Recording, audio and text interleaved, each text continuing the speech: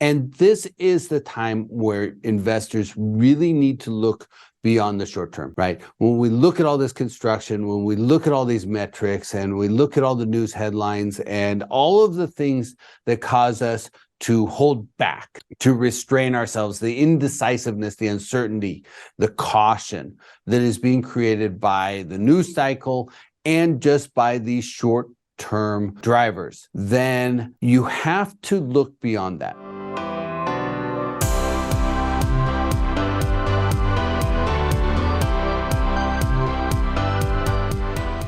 Hello, and a warm welcome to all of our podcast listeners. Today's episode is not just special, it's a glimpse into the future as we peer into our crystal ball. And I've named that crystal ball John Chang to help navigate the twists and turns of the 2024 market. Here at Viking Capital, our passion lies in dissecting market dynamics, especially in the multifamily sector. But this episode is truly exceptional. We have the privilege of hosting a luminary in economic analysis, the head economist at Marcus Millichap, John Chang. John's forte is in decoding complex market trends, offering a clear view into the current and emerging forces in commercial real estate. As we delve into the first quarter of 2024, we'll be leaning on John's rich experience and keen insights. Expect a deep dive into economic forecasts and exploration of the interplay between commercial real estate and the broader political landscape. This conversation is set to be a wellspring of wisdom and insights. John, it's a pleasure to have you on the show. Hey, thanks for having me. That's quite an introduction. I think you built this up a little bit here. Well, ChatGPT helped me create that. I gotta say, not all the credit goes to me. But let's go ahead and start with what you typically start about. Just an overview of the real estate trends in 2023, current state of the market, key trends and factors influencing the industry up to 2024. Sure. So usually when I start these things off, I want to talk a little bit about what's going on with the economy, because the macro forces ultimately drive what happens with multifamily and other commercial real estate property types. And really, actually, to look forward, I have to look backward for a second, because you have to consider that a year ago, everybody predicted that we were going to be in a recession right now. And that obviously didn't happen. We had 5.2% GDP growth in the third quarter, which is huge. We're expecting the numbers to come in for the full year at about 2.5% economic growth for 2023. Looking into 2024, assuming the Federal Reserve hits their target and gets a soft landing, we should have economic growth just north of 1%. Now, that's all really good news, right? Because it beats the heck out of having a recession. We've seen a lot of job creation. We've had about 2.5 million jobs added this year, and we're expecting the pace of job creation to slow down a little bit going into 2024, again, in alignment with that soft landing concept. We've seen that inflation number get tamed. We're down at 3.2% headline CPI, 3.5% core PCE inflation, which is what the Fed looks at. And those are down pretty significantly on a year-over-year basis. So I guess my point here is that we're pointed the right direction. All of these economic drivers are pointed in the right direction. And commercial real estate is outperforming expectations. Really, honestly, everybody believed at the beginning of 2023 that we were going to have blood in the streets. There was going to be distress. There was going to be delinquencies. Properties were going to be fire sold as these debts came up for renewal and people had to go refinance. And that just didn't materialize. We saw a few deals, a few properties coming back to the bank, but really not the significant wave that was expected. So that really sets the stage. Looking into 2024, we have reasonably good economic expectations. We have pretty good performance of real estate overall. It outpaced expectations, and the forward perspective is really going to be driven partially by whatever the Fed does, right? They could still screw this up, but it really looks like that soft landing could be real. And if that's the case, then we should see the real estate sector continue to gain ground, albeit slowly, as we go into 2024. In my understanding, historically, we've never had a soft landing in this boom and bust cycle. So how do we know that, you're saying it's going to happen? What are some key indicators? How do we know that this is indeed a possibility? Well, you're right. It has never happened, right? And I think people have tried to find ways to kind of explain that it kind of happened in the past, but in reality, no one's ever done this before, where you've had significant wave of inflation, where they've tightened the monetary policy and then turned around and avoided a recession. Now, what are the things that lead me to believe that this is increasingly probable? I don't want to say that this is a sure thing. It's definitely not. Anything could, things could go wrong. But you have the inflation numbers coming down. That's going the right direction. You have the job creation. You still have a labor force shortage. We just got some new data in the other day. Labor force shortage is coming in. It's about 2.2 million more job openings than there are people looking for work. But we have to remember, a labor shortage is abnormal for our country. But that is going to be a positive economic driver going forward. If you look at what's happening with retail sales and you inflation adjust them, retail sales are up 0.2% on a year-over-year basis. And again, when we say soft landing, we don't mean continued economic growth. We mean growth that is just barely positive, just above zero. That's what they're aiming for. That will slow down the inflation, but we don't go into a recession. So 0.2% inflation-adjusted retail sales growth, which is a real significant driver of the economy, is just about perfect. You look at the ISM manufacturing index, right? An index of manufacturing performance and outlook. It is just slightly into a recessionary side, but the services index is just slightly positive. Wage growth is about 4%. It's coming down. That's good. We want to see that. And so you see a lot of the economic forces moving the right direction, where they're slowing down and they're tapering, but they're not running into negative or serious negative territory. They're all balancing right around just north of zero, which is exactly what the Fed's hoping.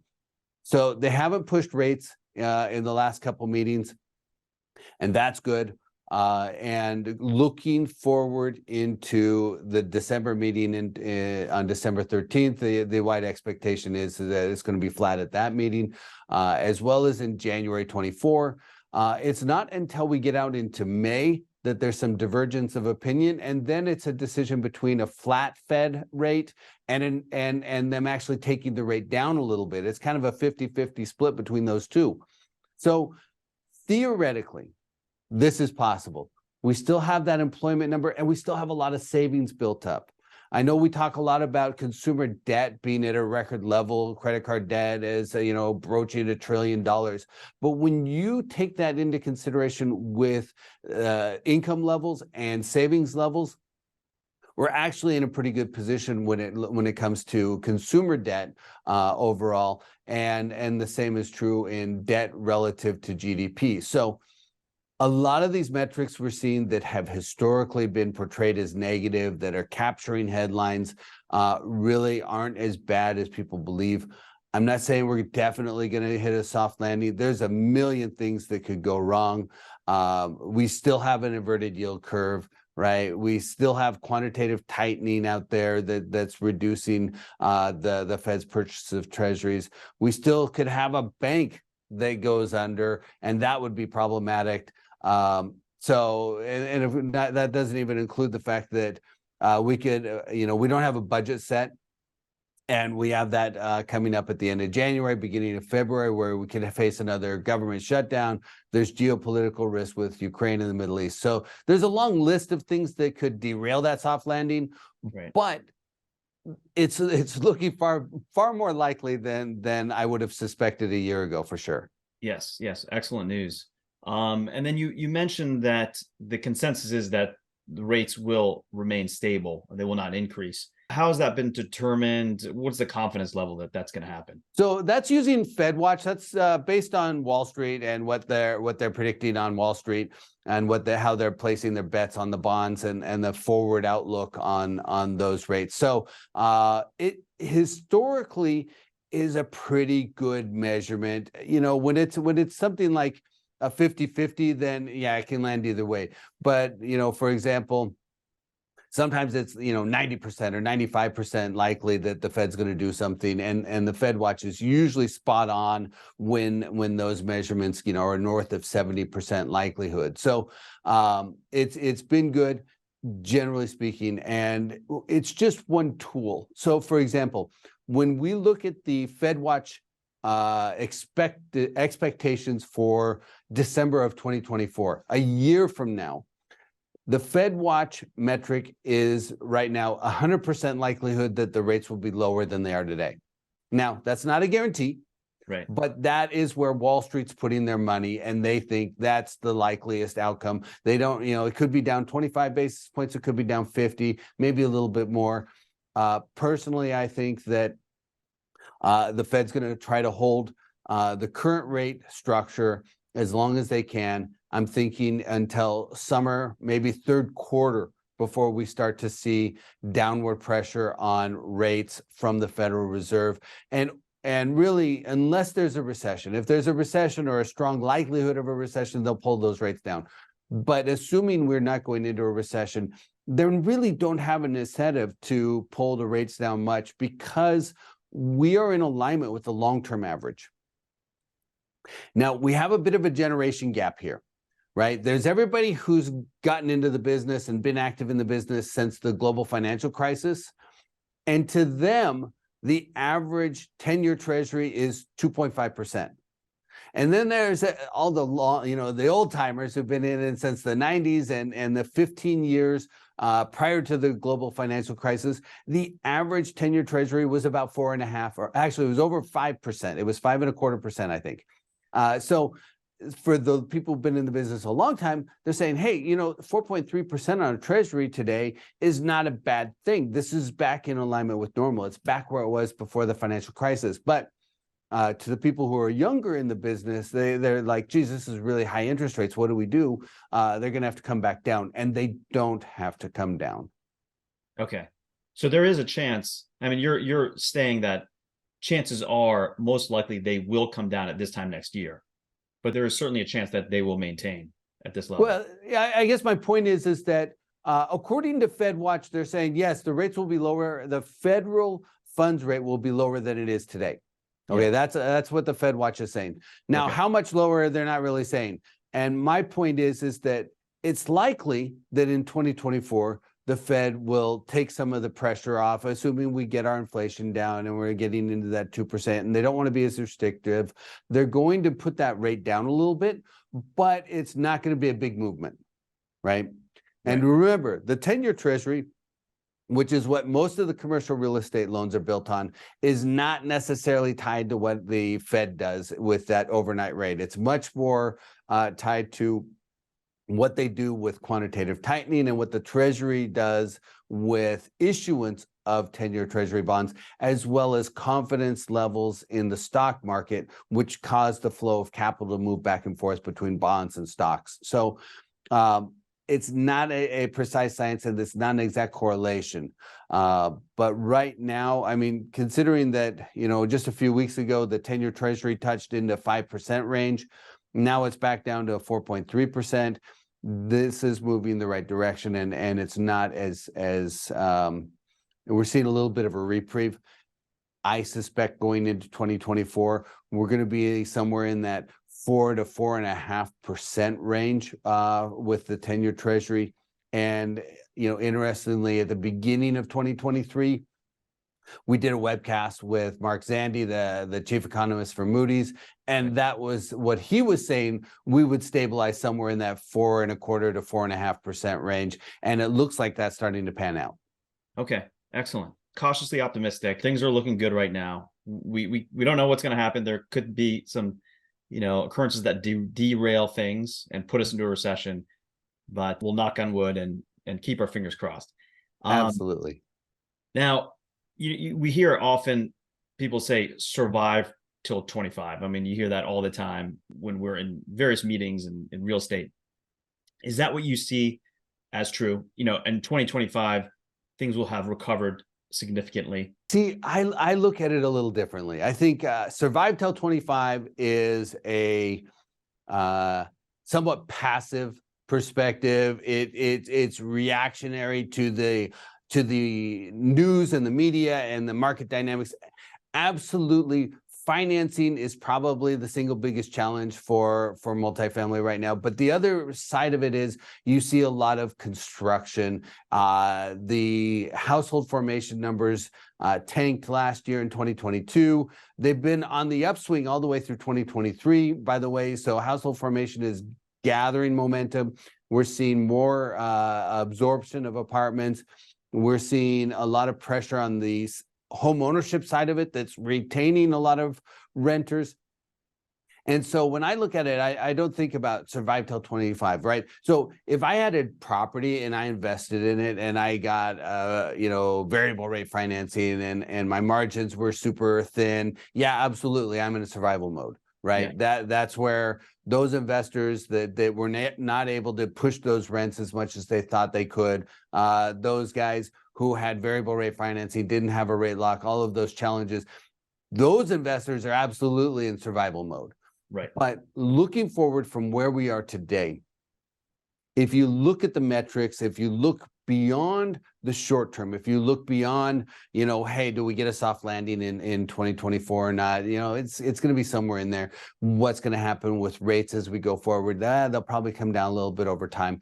If you look at household formation, if you look at demographics, if you look at the broader housing shortage that is still in play, then you start to see opportunity now in 2023, 2024, where there's less competition for assets, where there are motivated sellers. Yes, there's still an expectation gap between buyers and sellers, and getting to that right price is going to be challenging. But there are deals out there, there are opportunities out there to be made today and in 2024 that are going to have great long-term opportunity tied to them. And so I don't think of it in terms of survive till 25. Don't sit down, don't jump in the bunker and wait, because as I said, we didn't have a recession in 2023. The overall economy has done very well. The employment market's done very well. All of these metrics are looking far better than expectations were at the beginning of the year, and going into 2024, it looks similarly positive in the outlook. And so if you kind of break away all the noise and you say, okay, 24 economically could be an okay year, not a bad year, not a great year, but an okay year. And we have good demographics supporting the housing demand. And we have a discount off of where the prices were a couple of years ago. We just have to find the deals that really actually work, and it's going to be on a deal by deal basis. It's looking at the local metrics. It's looking at value add opportunities, whether that's by upgrading a property or through management or by adjusting rents or whatever it is. Everything's going to be value add, but there are deals to be made. And so this is not about a survive till 25 model. This is about how do I seize the opportunities today that other people aren't willing to take because they're afraid and because the news has turned them against the market and made them want to sit and hunker down and wait it out. And that's when deals get made. That's when opportunities are found. Absolutely. I 100% agree. And I really like how you phrase that, because at Viking, we continuously look for opportunities, and we're still acquiring. We're about to close on a second deal of the year, or third deal of the year, actually. The cost basis is tremendously different than it was a year, 2 years ago. I mean, we haven't seen prices like this since 2017, 2018 in the areas that we're looking. So, but as you mentioned, there is still that price gap between expectations of the buyer and the seller. So we're, once we bridge that gap, there are many deals to be made. And we're excited to continue to grow. One thing that's been helpful for us, and as we're now talking about the multifamily market, the institutions were sitting on the sidelines, pencils down, not really underwriting, trying to figure out what things are looking like in the future. Are they starting to underwrite and look at deals now? A little bit. They're playing, right? They're dipping their toe in the water, if you will.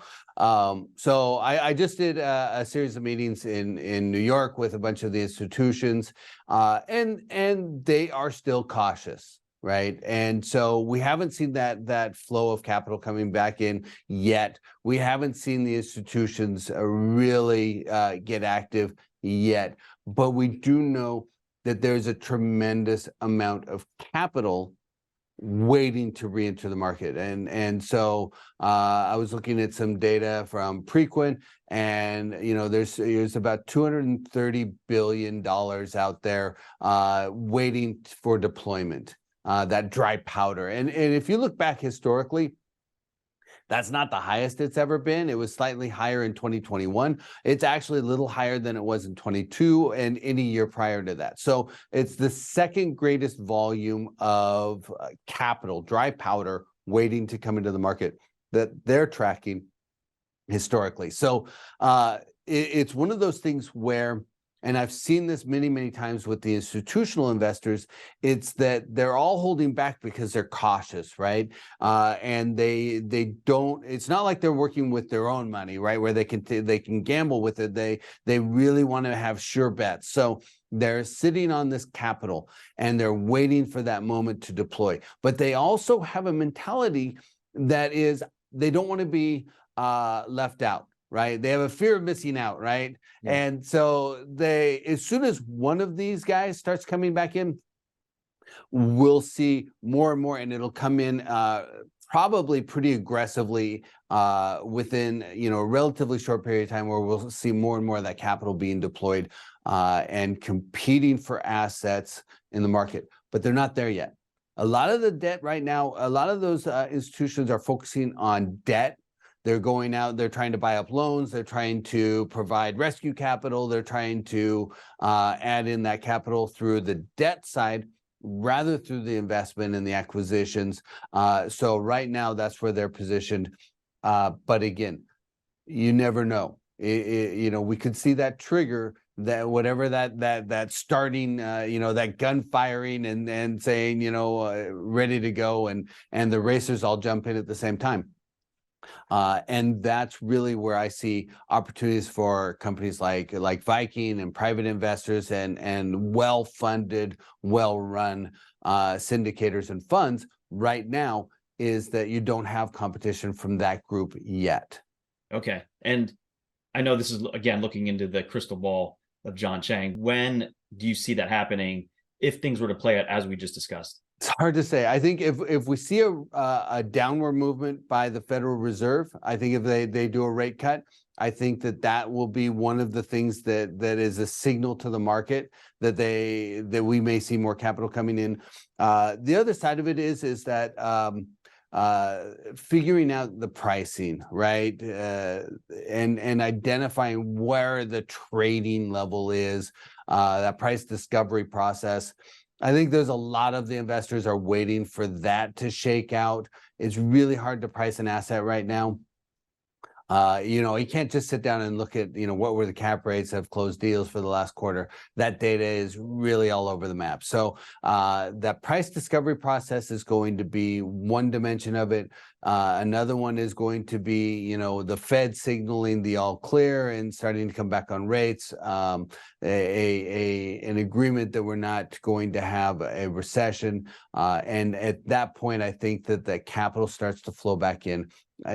Just taking a swing at it, we're looking somewhere probably second half of 24 when we start to see that movement. It could be sooner, it could be later, but that's kind of a ballpark guess. Okay. You mentioned the institutions getting involved in debt. And I've seen this with syndicators as well, where they are using an opportunity fund or a rescue fund or something like that to help other sponsors. What are your thoughts on these types of debt funds? First of all, there's a need, right? There are investors who got in over their head that didn't have their financing nailed down, ran into some challenges. They need capital, and so it is providing a valuable service. But the other side of it is that a lot of that capital are very savvy investors, that they know the real estate market, right? So they're not just coming in willy-nilly. This isn't, dumb capital coming into the market. This is really smart capital that's coming in. And so for those investors who need it, there are not a lot of options. The interest rates tend to be high, but it could be the one way to salvage a deal. But again, remember, if that loan goes into default, that rescue capital knows how to operate that property. They're not afraid of it. It's not like a bank where they go, well, geez, do we really want to take this? Do we want the hit to the balance sheet? We're going to have to sell it back off and give it to somebody else, sell it to somebody, and we'll sell it at a discount in order to liquidate it, and we'll take a loss. The rescue capital is smart capital. They understand that real estate probably as well or almost better than the current owner. And they're looking at it and say, okay, yeah, we'll put money into there. And, if this thing goes sideways, we're in a strong position to take possession of that property. So I think that the rescue capital is good. It's needed. It provides an important liquidity dimension to the marketplace. But again, as an investor, you want to be careful in the use of that kind of capital and make sure that you have confidence that your property is going to perform sufficiently so that you can get to the other side of this. Absolutely. That's that survive till 25. Right. Yeah. If you're at survive till 25, you're grabbing onto whatever you can to hold on and get to the other side of this thing. And so that's what part of this rescue capital and these alternative lenders are providing. Right. There's another area of opportunity for LP investors to get involved in this type of structure where they can take advantage of being in a position where they get a preferred place in the capital stack. Maybe they get a higher return than they would otherwise currently. So there, again, another place of opportunity as well. One of the places where this really fits a niche is somebody who has a mortgage maturity, right? They have their, 3.5% mortgage come due, and now they go out to market and they're looking at 6.5% capital, but the debt service coverage ratio has moved, and they need to add in more capital. Right. That is a situation where they look around and say, well, we're going to have somebody else put some capital in. I don't have enough in my pockets right now, so let's look for some alternatives. So you get some rescue capital in there. Now you're bridging the gap, right, between in order to cover your debt service, you're putting in more capital in the asset. But this could be actually the exact Band-Aid that is needed to get to the point where that operation gathers momentum and really starts to move. It's going to be asset by asset, right? Yeah. If you're in that one property that's surrounded by new development, and you have 500 units coming online right next door, yeah, this is going to be a problem. But if you're in a good market, maybe a smaller metro, you have good performance, you don't have a lot of competition coming online nearby, this could be a good way to go. Right, and I also see it where loan terms are maturing and an extension is needed and people need to extend the rate cap, so they don't have the funds set aside to extend the rate cap, so they can borrow some of that money for that. Exactly. Yeah.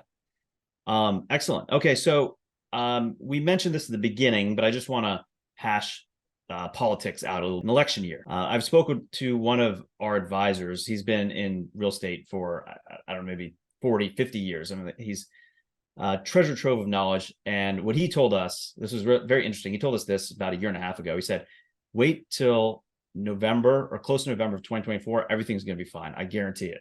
And he said, look, I've been in this business long enough to know that that's going to happen. And I was like, okay, well, that sounds good to me. But what are your thoughts on that? It's an election year. How does this impact CRE? We went back and we did some analytics on how elections impact things like interest rates. And honestly, what we found was there was no real correlation between an election year and what happens with either the federal funds rate or the 10-year treasury. They had an equal probability of going up or down depending on if it was an election year or not an election year, or if it was a Democratic incumbent or a Republican incumbent. It really didn't have any strong correlation. So we took that, we said, okay, that's not an indicator of what's going to happen. Incidentally, we also looked at what happens when Congress is Republican or Democrat or split. And we did find something interesting there, which was when Congress is split, commercial real estate performance improves. The average annual yield and performance metrics are actually better when Congress is split. And so we kind of delved into that. We this is all theoretical, but what we assumed was when Congress is split, there is no change, right? There's gridlock. There's not as much movement. There's not as much change in tax policy or social policy or public policy related to, say, housing. And so there's basically a lack of movement of significant policy when Congress is split. And as a result, investors don't have as much uncertainty. They don't have as many unknowns. Now, when you look at what happens after the election year, and we can't, we don't know whether one candidate or another is going to be more favorable for commercial real estate, what it means for taxes after the election, or how these things play out. But again, I think in the election year itself, I think there's a lot of noise. I think there's a lot of uncertainty. But when you get, as your advisor said, once you get to that election, once you're getting through the election, everything settles down and it keeps moving. I don't see this as a major force affecting the economy or commercial real estate as we go through that election cycle, other than the noise it generates. Okay, that's good advice. What about tensions in Ukraine, the Middle East? How's that affecting the market? Yeah, that's a wild card. That can affect the commercial real estate. So, for example, when Russia went into Ukraine, there were a lot of financial sanctions that were put in place. There was a lot of events happening that were tied to oil. Okay, and oil, when the price of oil shoots up, that is an inflationary item, right? So as we look at what's happening with these conflicts, they can affect the economy, they can affect society in a lot of different ways. Those are wild cards. I can't really venture a guess, even what's going to happen with either of those events, or how long they will take, they'll run, or whether there are significant issues that are going to be a byproduct of those events. So I just kind of toss them into that wild card deck and say, look, I don't know what's going to happen, and I don't know how it's going to affect things, but it can affect things. Okay. So if you have a sponsor and investor that here's all this information, thinks there's opportunity, sees opportunity, and wants to buy, and let's focus on multifamily. What are your thoughts on value add, development projects, newer vintage, older vintage? Where should someone look? Honestly, I don't want to categorize it per se into these kinds of markets or those kind. It's not primary, secondary, tertiary. It's not older, newer, but it is some form of value creation.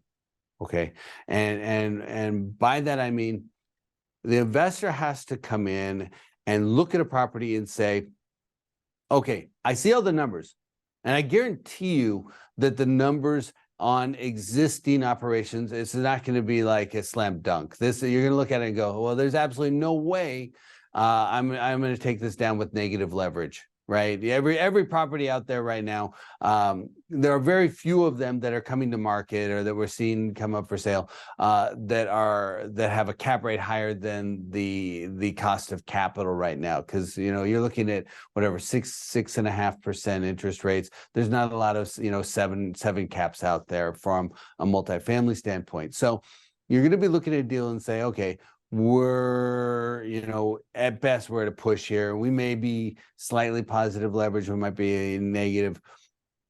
But what can I do? How do I change this asset? How do I create opportunity? What can I do different from the current ownership? Whether that is by upgrading units and creating value through physical changes to the property, changing the tenant mix, or just simply cleaning up the management of the property or the maintenance, or driving down the operating costs, looking at the potential of adding solar to a building. That may be another option. So you have to go in and look at a building and say, all right, here's what we're going to change in order to grow our revenue or reduce our expenses, that changes that NOI, that then turns this into a positive leverage deal within the next, and most investors are saying within 12 months. So within 12 months, what can I do to change this thing to make it move into the positive territory for us operationally? And then where do we grow it from there? And there are deals out there. I've talked to a lot of investors who are closing deals today that see a pathway to income growth with those assets and are doing just fine with them. Some of them have already moved from a negative leverage to a positive leverage position in relatively short order because of inefficiencies in the market. And so not every deal is going to work. And so you got to, I guess the saying is, you got to kiss a lot of frogs, right? You got to get out there. I was talking to some investors. We had a webcast with 3 very significant investors the other day. And they said, look, I've done 10 times the work to close a quarter as many deals as I was in 21 or 22. But I am still getting deals done. And they're a lot harder. They require a lot more skill. Right? You can't just do this, the brand new guy coming into the business isn't going to go out and hit these home runs. They're really, unless they get very, very lucky. We don't have a rising tide lifting all the boats right now. And so this is where we're going to see a separation between the seasoned operators, and it all boils down to operations, the seasoned operators versus the people who are simply riding that wave and doing well. And so that's where I really see it actually going forward. 23, 24, 25, 26. It's going to be about successfully creating value on a property by property basis. That's going to be the metric. And that's how it was before. Yeah. Prior to the financial crisis, that's how everything was. Before interest rates dropped into the 2s, that's how business was done in the real estate industry. And that's what we're expecting as we go forward. Okay. And any special consideration in development, given the housing shortage? So development. So multifamily, we have 420,000 units came online in 2023. We're looking at 480,000 in 2024. This is a significant volume of new units. This is like 44,000 units going into Dallas, 28,000 going into Phoenix, 27,000 in Austin, 21,000 in Atlanta. This is a lot of new apartment units coming online in 2024. But after that, probably in 2025, we're going to see it come down pretty significantly, and 2026 down even more, because we've seen the number of multifamily starts drop off pretty aggressively. And that's tied to the cost of construction financing, which is, you're looking at 8, maybe 9, 10, even 11%, depending on the project and the developer. So the cost of capital for development's gone way up. The cost of labor is way up. The cost of materials are still high. So basically, looking forward, that wave of development crests in 2024, and then we see it start to come down. So as far as development, there could be some opportunities out there. I mean, there are a lot of markets that really haven't seen a lot of new development, and that's because it's hard to build there. A lot in California, for example, that haven't had several markets in the Northeast, the Upper Midwest, haven't seen a wave of development. But when you look at these properties, I think that a lot of the merchant builders are going to try to get these things leased up. They're going to use concessions to do that, and then they're going to try to sell them. I think there might be some good acquisition opportunities that show up there in 2024 as all of these new units come online, and the builders need to get those properties filled up and sold. So as far as new development, as you know, again, you're going to have to be careful. You have to make sure you have a financing in place, and you're going to want to pick your locations very carefully. Okay, excellent advice. A couple more questions. We're nearing time, but I do want to pick your brain about ESG. You mentioned solar. The Inflation Reduction Act is coming online. There's a lot of opportunity. We're seeing opportunity in in the space of energy. What are your thoughts on clean tech and ESG initiatives? Yeah. Ultimately, it's what we should be doing, but the economics incentives are not the same everywhere. So I was talking to a company that goes in and does solar on commercial properties. And they can actually just sit down, they can punch in an address, and they have a system that will run a calculation that says, does this math work or not? How much do we save? And what are the cost incentives relative to what it costs to put this stuff in there? And how does the math work? And so in states like California, this makes more sense than, say, states like Arizona or Texas, where they haven't put as many incentives in place. Now, for the capital, for the money behind the money, right? The institutional capital that's funding a lot of the syndicators and so on, that comes from Europe. This is an important thing because they're thinking about the social good more or as much as they are about the return. So they're saying, gee, all things even being similar, we're going to favor something that is going to be better for the environment and the social good. So so a lot of that European capital is really focused on ESG initiatives and so on. For the more traditional US investors, it comes down to a numbers game. Yeah. It's a mathematics equation, and does it make sense or does it not? I wish I could say that every investor in the US is thinking about the social good and whether or not ice caps are melting or whatever, but that's just not how we do things. And so it really is going to boil down, I think, for the next several years. I think we had a lot of natural disasters. We've seen more and more evidence of global warming. We've seen more and more pressure here. Nobody has mandated that we have to do all these things, so not everybody's doing it. But I do suspect that over time we're going to see more and more of this. I think that economically it's going to make more and more sense. I believe that if the government can put enough incentives on this thing to make it make sense, and again, in some cases it already does, then we'll see more use and adoption of these policies and ESG in general. Yes, absolutely. Well, John, this was a very enlightening discussion. I really appreciate your time. Anything else that you want to add? Any takeaways that our listeners should walk away with before we end? Actually, there is. Every week I do a video talking about whatever happens to be on my mind. I share that on marcusmillichap.com website. I share that on my personal LinkedIn.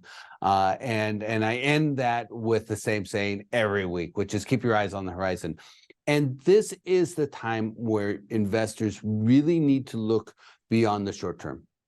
right? When we look at all this construction, when we look at all these metrics, and we look at all the news headlines and all of the things that cause us to hold back, to restrain ourselves, the indecisiveness, the uncertainty, the caution that is being created by the news cycle and just by these short-term drivers, then you have to look beyond that, right? So I'm going to give you a couple quick examples. You look at what's happening in San Francisco and the Bay Area, right? Those numbers, those markets have faced real severe headwinds. There's a lot of businesses that have moved out of San Francisco and so on. And investors are saying, gee, what are we going to do here? We got to, this is not a good market to invest in.